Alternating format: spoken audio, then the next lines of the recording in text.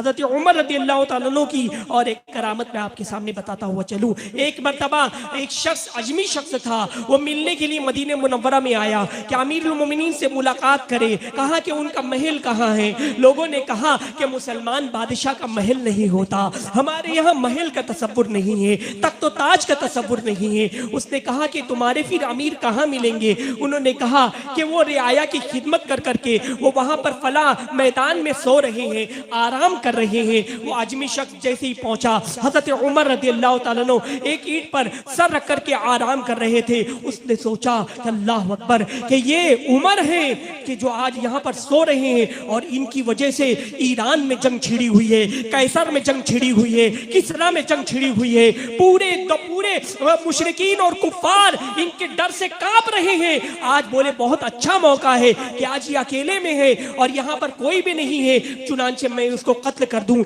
मैं इनको कत्ल कर दूं। चुनांचे उसने तलवार निकाली और उसके बाद हजरत उमर रदियल्लाहु ताला अन्हु आराम कर रहे थे, सो रहे थे। वो आगे बढ़ा, हजरत उमर रदियल्लाहु ताला अन्हु पर वार करना ही चाहता था कि गैब से दो शेर नमूदार हुए और जैसे ही उसने शेर को देखा उसके मुंह से चीख निकल गई और वो चिल्लाने लगा। हजरत उमर रदियल्लाहु ताला अन्हु की आंख खुली, कहा कि क्या मामला है, क्यों चिल्ला रहे हो, क्यों चीख रहे हो।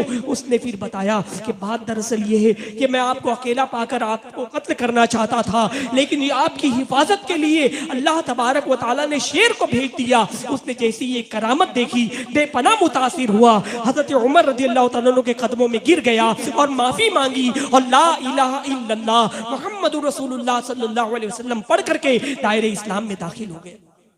आप एक मर्तबा खुतबा दे रहे थे, जुमा का खुतबा देते देते अचानक आपने फरमाया या सारियतुल जबल, या सारियतुल जबल, या सारियतुल जबल, ऐ सारिया पहाड़ की तरफ जाओ, ऐ सारिया पहाड़ की तरफ जाओ, ऐ सारिया पहाड़ की तरफ जाओ। इतना कहने के बाद फिर आपने खुतबा शुरू कर दिया।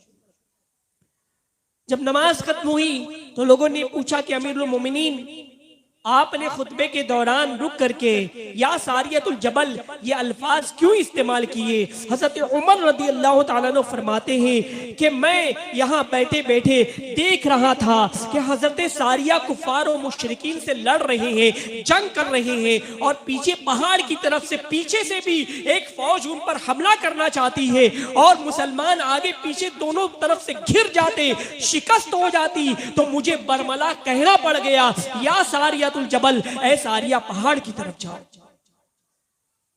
उधर हजरत सारिया को फतेह हुई और एक कासिद हजरत उमर रदियल्लाहु ताला अन्हु की खिदमत में आया, अर्ज की कि हुजूर हम जंग कर रहे थे, जंग के दौरान अचानक जुमा के वक्त एक आवाज हमने सुनी या सारियतुल जबल, ऐ सारिया पहाड़ की तरफ जाओ। जैसे ही हमने वो आवाज सुनी तो हम पहाड़ की जानिब हटे तो पीछे से भी लोग हमला करने वाले थे, हमने उनका भी मुकाबला किया। अगर वो आवाज हमें सुनाई न देती तो हम पसपा हो चुके होते, हम शिकस्त खा चुके होते, लेकिन उन आवाज ने रहनुमाई की और अल्लाह तबारक व तआला ने हमको फतेह अता फरमाई।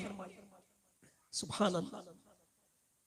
हजरत उमर रदियल्लाहु ताला अन्हु मदीने मुनव्वरा में है, ईरान में जंग हो रही है, दूसरे मुल्क में जंग हो रही है। नहावंद मदीने मुनव्वरा से तकरीबन 1 महीने की मसाफत के बराबर है, लेकिन कुर्बान जाइए अल्लाह वालों का मकाम, उनकी अजमत कि मदीने मुनव्वरा से हजरत उमर रदियल्लाहु ताला अन्हु फरमा रहे हैं तो नहावन की सरजमीन पर, ईरान की सरजमीन पर हजरत सारिया और उनके लश्कर वालों ने अमीरुल मोमिनीन की आवाज सुनी और उस पर अमल किया था।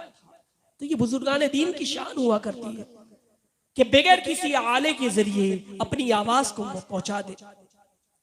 लेकिन कितने अफसोस की बात है कि लोग कहते हैं कि बुजुर्गान दीन सुनते नहीं, वो किस तरह से मदद करेंगे, वो कहा यहाँ से हम पुकारेंगे तो कैसे वो सुनेंगे।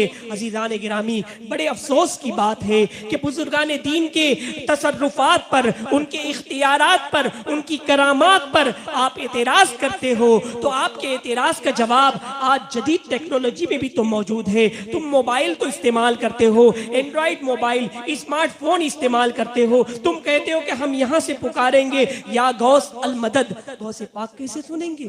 हम यहां से पुकारे या गरीब नवाज अल मदद, तो गरीब नवाज कैसे सुनेंगे? यकीनन हमारी आवाज सुनेंगे, हमारी दस्तगीरी फरमाएंगे। दिल से जब सदा तो लगाओ, दिल से गौसे पाक को पुकार करके देखो।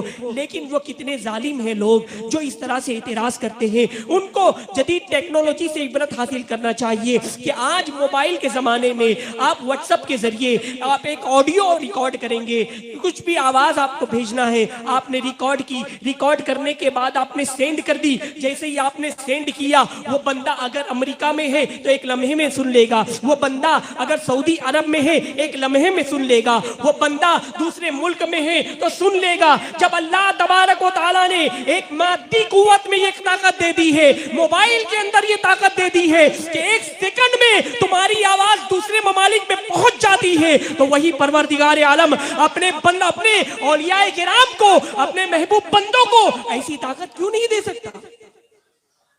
क्यों नहीं दे सकता?